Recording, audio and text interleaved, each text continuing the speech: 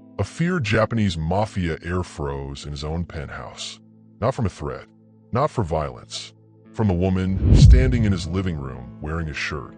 Riku Sakamura's eyes opened to morning light slicing through the blinds. His body ached from sleeping upright in the armchair.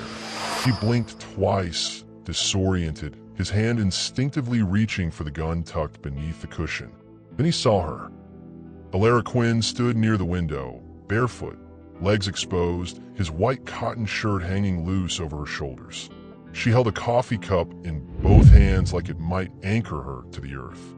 Her curly hair caught the sunlight in soft coils around her face. She wasn't looking at him. She was staring at the skyline beyond the glass, her breath fogging the window in quiet rhythm. Riku's throat tightened. His penthouse had rules. No surprises, no disruptions. No one ever stayed overnight. Ever. Yet here she was, the shy maid who apologized for breathing too loud. The woman who avoided eye contact and moved through rooms like a ghost. The last person he'd expect to find in his home at dawn, dressed in his clothing, calm as still water.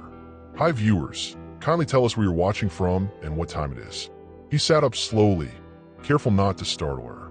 His voice came out rougher than intended. Did you sleep at all? She turned. Her eyes met his for the first time since he woke. Dark brown, tired, but something else flickered beneath the exhaustion. Something he didn't recognize. A little, she whispered. Silence stretched between them, the kind that felt heavy, loaded. Riku's mind scrambled to piece together the night before.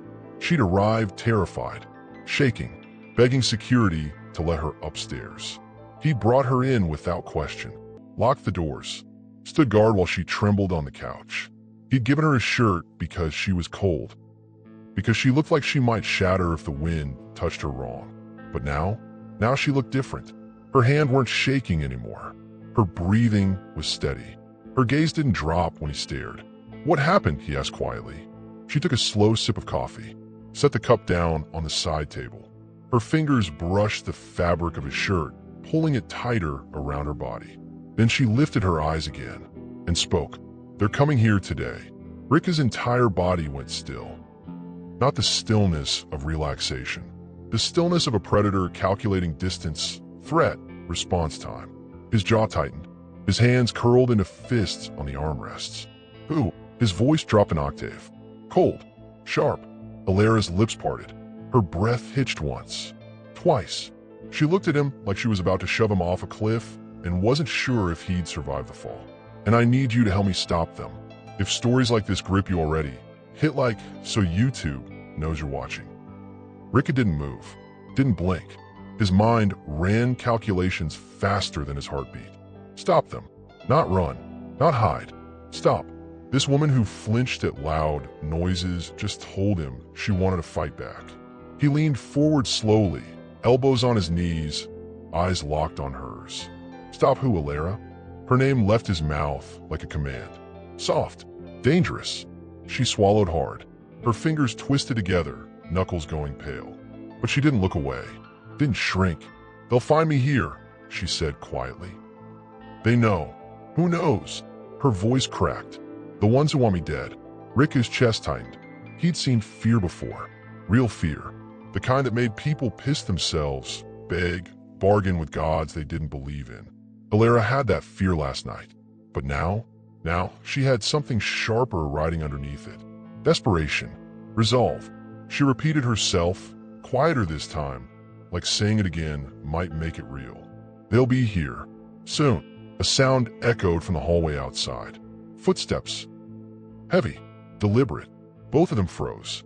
Alara's hand shot to her mouth, stifling a gasp. Riku's fingers wrapped around the gun beneath the chair cushion. His eyes never left the door. The footsteps stopped. Silence. Then a voice. Muffled. A maintenance worker on his radio. Yeah, 5th floor's clear. Heading up. The footsteps faded. Alara exhaled shakily, her shoulders sagging. Riku released the gun, but didn't relax. His pulse hammered against his ribs. He stood slowly, crossing the distance between them in 3 strides. He stopped just close enough to feel the heat radiating off her skin, close enough to see the fine tremor running through her hands. "Who's coming, Alara?" His voice was low, controlled, the kind of tone that demanded truth. She looked up at him, her eyes glassy, afraid, but steady. Then she whispered the name that changed everything. Dorian Vale. Riku stiffened. His entire body locked up like someone shoved ice down his spine.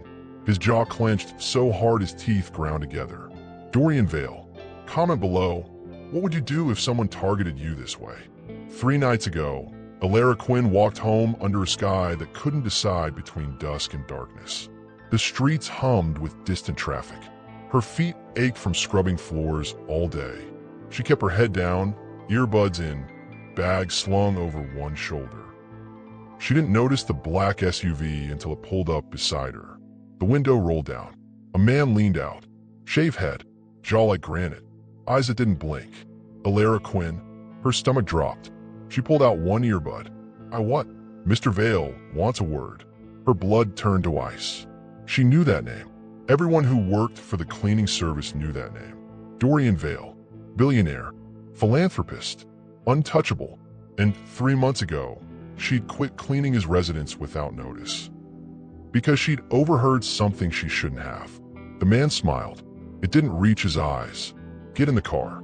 Alara's body moved before her brain caught up. She turned and ran. Behind her, a car door slammed. Footsteps pounded the pavement. Heavy, fast, gaining. Stop running. She didn't. Her lungs burned. Her bag bounced against her ribs. She cut through an alley, nearly tripping over a trash bin. Her breath came in ragged gasps. Panic clawed at her throat. A hand grabbed her jacket. She screamed, twisted. The fabric tore. She stumbled forward, catching herself on a wall. Her palm scraped brick. Blood. She didn't care. She bolted into the street. A car horn blared. Tires screeched. The driver swerved, missing her by inches. She kept running. Behind her, the man cursed. She heard him barking into a radio. She's heading west. Blocked the cross streets. Her vision blurred. Her chest heaved. She couldn't breathe. Couldn't think. Couldn't stop. Then she saw it. A building in the distance. Tall, sleek, familiar. Crestwood Heights. Riku Sakamura's building. She didn't know if he'd help. Didn't know if he even remembered her. But she knew his reputation. She knew what people whispered.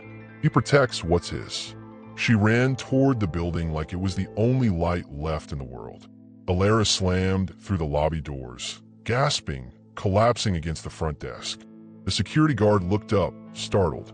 "Miss, you can't. Please." Her voice cracked. "Please. I need Riku Sakamura. Tell him, Alara Quinn, please." The guard's hand moved toward his radio. "Ma'am, I can't just. Please." She was sobbing now. Her hands shook violently. Her knees buckled. The elevator chimed behind her. Riku Sakamura stepped into the lobby. Black suit, tattoos curling up his neck, eyes sharp as broken glass. He took one look at her. One look at the way she trembled against the desk. One look at the blood on her palm. "Come upstairs." His voice wasn't loud. Wasn't aggressive, but it cut through the air like a blade. The guard opened his mouth to protest. Riku's eyes flicked to him. The guard closed his mouth. Alara stumbled toward Riku. He didn't touch her, didn't rush her, just stood there, waiting, radiating a calm so dangerous it felt like shelter. She reached him. Her legs gave out. Riku caught her by the elbow, gently, his grip firm but careful. "You're safe." She didn't believe him, but she followed him into the elevator anyway. The doors closed. The lobby disappeared. The world shrank to the 4 walls around them and the quiet hum of machinery. Riku pressed the button for the penthouse. His eyes never left her face. "Who hurt you?" She shook her head. Tears streaked her cheeks. I can't. You can, and you will." His tone left no room for argument. Upstairs. Now, the elevator climbed. Alara's breathing slowed. Her heart still raced, but something in his presence, something steady, immovable, made the panic recede just enough for her to think. When the doors opened, Riku led her into his penthouse, locked the door behind them, checked the windows, pulled the blinds. Then he turned to her. "Sit." She obeyed, sinking onto the couch like her bones had turned to water. Riku crouched in front of her, eye level, non-threatening. His voice softened. Tell me what happened. So she did. She told him about Dorian Vale, about the conversation she overheard, about the enforcer who smiled at her like death was a game, about the SUV that chased her through the streets. Riku listened without interrupting. His face remained still, unreadable. When she finished, silence settled between them. Then Riku asked the question that mattered most. Why come to me? Alara looked at him, really looked at him, at the ink tracing his skin, at the scars hidden beneath expensive fabric, at the danger carved into every line of his face. And she gave him the only answer she had. Because you look like someone who doesn't let innocent people disappear. Riku's expression shifted. Just for a second, something flickered in his eyes. Surprise. Maybe something deeper. He stood, walked to the window, stared out at the city below. Then he spoke. Low. Final. You're not leaving this place tonight. Subscribe if you're still here. This story is only heating up. The security monitor on the wall blinked. Motion detected. 5th floor. A black SUV rolled past the building. Slowly. Too slowly. Alara sat on the couch, her hands clutching a glass of water Riku handed her. She watched him move through the penthouse like a man preparing for war. He checked the locks twice, pulled up security feeds on his tablet, made 2 phone calls in rapid Japanese. When he hung up, he turned to her. Tell me everything you heard that night. She took a shaky breath. I was cleaning the hallway outside his office. Dorian's office. The door was cracked. I didn't mean to. What did you hear? A man's voice. One of his people. He said. She paused, her throat tightening. He said, if she talks, remove her. And Dorian laughed, like it was nothing. Riku's jaw clenched. And you think they were talking about you? I don't know. But his enforcer, the one who grabbed me tonight, he saw me standing there. He looked right at me. And he smiled. Her voice dropped to a whisper. Like he already knew what was going to happen. Riku's eyes darkened. He paced to the window, hands shoved in his pockets. Dorian Vale doesn't leave loose ends. I know, if he wants you dead, he'll send professionals. Not street thugs. Professionals. Alara's hands trembled. I know. Riku turned back to her. His gaze softened just a fraction. Then why come to me? You don't know me. You don't owe me anything. Why ask a stranger for help? She set the glass down. Her eyes met his. Steady, honest, raw, because you protect what's yours. The words hung in the air between them. Riku stared at her. For the first time in years, someone surprised him. Really surprised him. She wasn't asking for mercy. Wasn't begging for safety. She was asking to be claimed. Protected. Included. And she was doing it with her chin up and her voice steady. Riku exhaled slowly. He crossed the room, sat down in the chair across from her, leaned forward, elbows on his knees. You stay here tonight. Doors stay locked. Cameras stay on. You don't leave this penthouse until I figure out how deep this goes. Alara nodded. Relief washed over her face. But Riku wasn't finished. And if Dorian Vale comes for you? His voice dropped. Cold. Final. He goes through me first. Tell me in the comments. Would you trust Riku if you were Alara? Riku's phone buzzed. He glanced at the screen. Unknown number. He opened the message. 3 words. We know she's there. Riku's hand moved to Alara's shoulder. Firm. Grounding. She flinched at the touch but didn't pull away. Stay here. Don't move. He stood, phone still gripped in his palm, and walked to the steel cabinet near the hallway. His fingers punched in a code. The door clicked open. Inside, metal gleamed under dim light. Guns. Knives. Equipment he swore he'd never touch again. Alara watched from the couch, her body frozen. What are you doing? Preparing. His voice carried no emotion. Just cold calculation. He pulled out a handgun, checked the chamber, slid it into the back of his waistband. Then he grabbed his second one, smaller. He crossed the room and held it out to her. She stared at it like it might bite. I can't. You don't have to use it, but you need to hold it, just in case. Her hand stayed locked in her lap, trembling. Riku crouched in front of her again. His voice softened. Alara, look at me. She did. I won't let them touch you. But if something happens to me, you run. You take this, and you don't stop running until you're somewhere safe. Understood? Tears welled in her eyes. She nodded slowly, took the gun. It felt heavier than she expected. Cold. Wrong. Riku stood and moved back to the security monitors. His fingers swiped through camera feeds. Lobby, hallways, parking garage. Everything looked normal. Too normal. He didn't trust it. He grabbed his phone and dialed. The line rang twice before a voice answered in Japanese. Riku responded in the same language, clipped and urgent. The conversation lasted 30 seconds. He hung up. Alera's voice came out small. What did you say?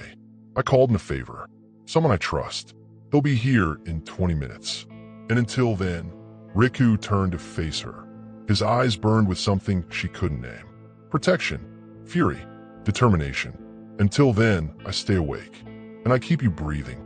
He moved to the armchair. Sat down, gun resting on his thigh. His gaze never left the door. Alera pulled his shirt tighter around her body. The fabric still smelled like him. Clean, warm, safe. She didn't sleep. Neither did he. The clock on the wall ticked. Seconds bled into minutes. The city outside the window hummed with life. But inside the penthouse, silence wrapped around them like a living thing. Alera's eyes drifted to Riku. He sat perfectly still, not fidgeting, not checking his phone, just watching, waiting. She whispered, "Why are you helping me?" Riku didn't look at her. "Because you asked. That's it. That's enough. Drop a like if you want to see what happens next." Hours passed. The sky began to lighten. Dawn crept through the blinds in thin gold strips. Alera's head nodded forward, exhaustion finally pulling her under. Her body sagged against the couch cushions. The gun slipped from her hand onto the seat beside her. Riku noticed. He stood quietly, walked over, picked up the gun, set it on the side table. Then he grabbed a blanket from the closet and draped it over her shoulders. She stirred but didn't wake. Riku returned to his post. The armchair, the gun, the door, and he stayed there, all night, watching over her like a promise carved in stone. The security monitor blinked. Motion detected. 6th floor. Morning light hit Alera's face. She blinked awake slowly, disoriented. Her body ached from sleeping upright. Her throat felt dry. She sat up, the blanket sliding off her shoulders. Then she remembered. Dorian Vale. The text message. The gun. Riku. Her eyes shot to the armchair. Empty. Panic spiked through her chest. Riku. Here. His voice came from the kitchen. She turned. He stood near the counter, pouring coffee into 2 mugs. His shirt sleeves rolled up, tattoos stark against his skin. He looked tired, but alert. He walked over and handed her a mug. Drink. She took it with both hands. The warmth seeped into her palms. She sipped slowly.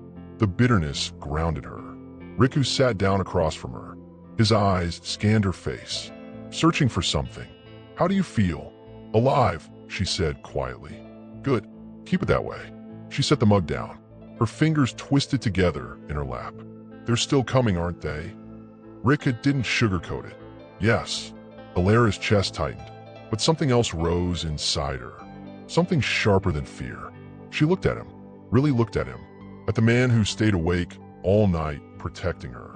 The man who didn't ask questions, didn't judge, didn't turn her away. And she realized something. She wasn't the same woman who ran through those streets 3 nights ago. Running didn't work. Hiding didn't work. The only thing left was to fight. Her voice came out steady. Calm. I'm done running. Riku's eyes narrowed. What? I said I'm done running. Her hand stopped shaking. Her spine straightened. They want me dead. Fine. But I'm not going to spend the rest of my life looking over my shoulder, waiting for them to find me. Riku leaned forward. His voice dropped. Alera, you don't know what you're saying. Yes, I do. Her eyes locked on his. I know exactly what I'm saying. I want to stop them. Not run. Stop. The air between them crackled. Riku stared at her like she'd just challenged him to a duel. But beneath the shock, something else flickered. Respect. Maybe even pride. He leaned back, crossed his arms. And how do you plan to do that? I don't know. Her voice didn't waver. But you do. Silence. Riku's jaw clenched. His mind raced. She was right. He didn't know. He knew exactly how men like Dorian Vale operated. He knew how to hurt them, how to stop them, but it meant stepping back into a world he'd left behind. A world soaked in blood and violence and broken promises. His father's world. The world he swore he'd never return to. But looking at Alara, at the determination burning in her eyes, he realized something else. Some promises weren't meant to be kept. He exhaled slowly. If we do this, there's no going back. I know. You'll have to trust me. Completely. I already do. Riku's phone buzzed. He glanced at the screen.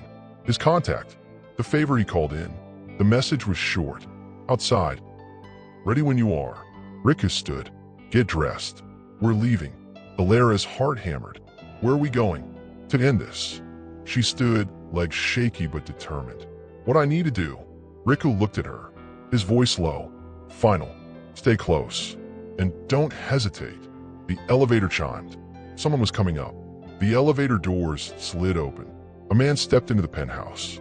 Tall, lean, dark skin, dreads pulled back in a neat bun. He wore a black jacket and carried himself like someone who knew how to disappear. His name was Kalen, Riku's oldest contact, the one person he still trusted in this city. Kalen's eyes flicked to Alara, then back to Riku. This or? Riku nodded. Kalen stepped inside, closed the door behind him. Dorian Vale's putting a bounty on her head. 20,000. Cash.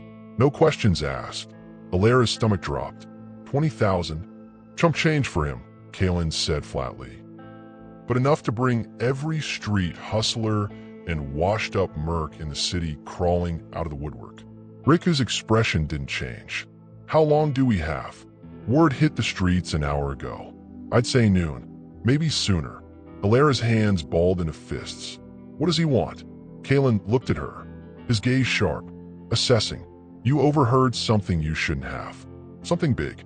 Dorian's closing a deal with a city councilman. Rezoning contracts. Millions in kickbacks. If you talk, the whole thing collapses. Riku's jaw tightened. And the councilman? Leonard Graves. Clean record. Family man. Beloved by the community. Kalen's voice dripped with sarcasm. Also bought and paid for by Vale. Alara's mind spun. So it's not just me. It's the entire deal. Exactly. Kalen crossed his arms. You're not just a witness. You're leverage. If Vale can't silence you, he loses everything. Riku turned to Alara. That's why he won't stop. Not until you're dead. Or until he is. The weight of those words settled over her like a stone. She swallowed hard. Then we go after him first. Kalen raised an eyebrow. She's serious? Riku's eyes never left Alara's face. She is. Kalen let out a low whistle. You got guts, girl. I'll give you that. Alara ignored him. Her focus stayed on Riku. What's the plan? Riku moved to the window, stared out at the city. His mind worked through angles, options, risks. Finally, he spoke. We expose him. Publicly. We get proof of the deal, the money trail, the councilman's involvement, and we hand it to the feds. Kalen frowned. You're talking about breaking into Vale's private servers. That's suicide. No. Riku turned back to them.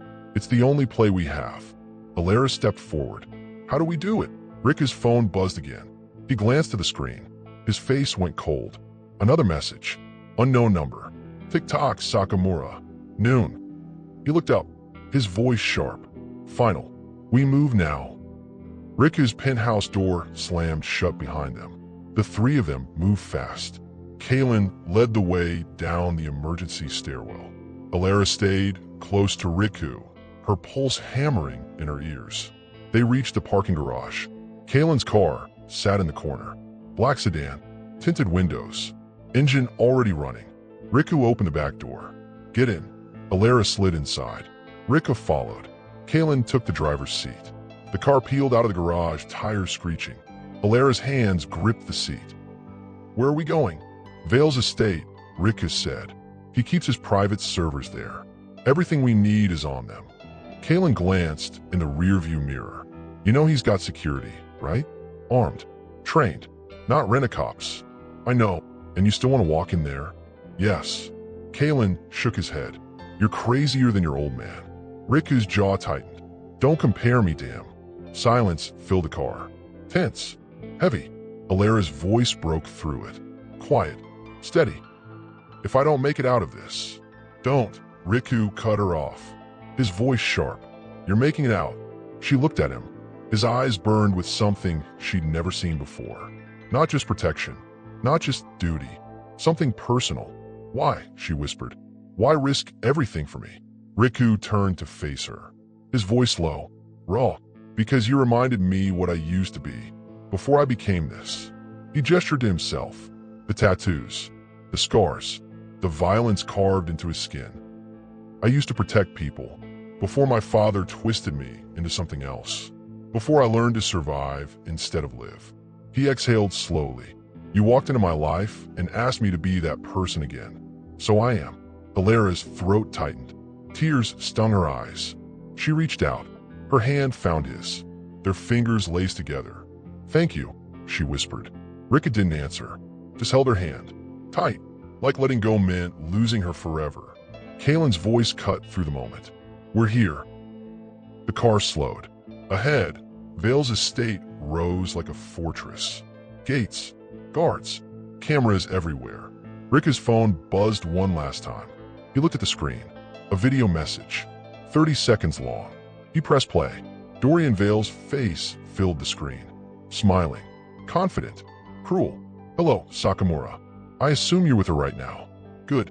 I wanted you both to see this. The camera panned, showed a room, empty, sterile, then showed a chair. And sitting in the chair, Alera gasped. Her mother. Bound, gagged, terrified. Vale's voice continued. You have 1 hour. Bring her to me, or mommy dies. The video ended. Tell me in the comments, what would you do in Riku's position? Alera couldn't breathe. Her mother, the woman who raised her alone, who worked 3 jobs to keep a roof over their heads, who never asked for anything, now sitting in a chair, tied up, because of her. No, Alera's voice cracked. No. Riku grabbed her shoulders. Look at me, Alera. Look at me. She did, tears streaming down her face. He has my mom. He has I know, and we're getting her back. Ow! Her voice shattered. He's going to kill her. He's going to kill her because of me. No! Riku's grip tightened, his voice steel. He's not, because we're going in there, and we're ending this. Right now, Kaylin turned around in the driver's seat. You serious? That's a trap. He wants you both. I know. Riku's eyes never left Alera's face. But he doesn't know what I'm willing to do to protect her. Kaylin exhaled. You're going full Yakuza, aren't you? Rika didn't answer. He didn't have to. He reached under the seat, pulled out a duffel bag, unzipped it. Inside, weapons, tactical gear, everything he needed to walk into hell and drag someone out alive. He pulled out a vest, handed it to Alera. Put this on. She stared at it. I don't. Put it on. Now. Her hand shook as she pulled it over her head. The weight settled on her shoulders. Heavy, protective. Riku strapped on his own gear. Checked his guns. Loaded extra mags. His movements sharp, efficient, practiced. Kaylin watched him. You know, this might be the last time we do this, right? Riku met his eyes. Then let's make it count. The car pulled up to the gate. Guards approached, hands on their weapons. Riku rolled down the window, his face calm. Dangerous. Tell Dorian Vale that Riku Sakamura is here, and I brought his prize. The guard's eyes widened. He spoke into his radio. A pause. Then the gates opened.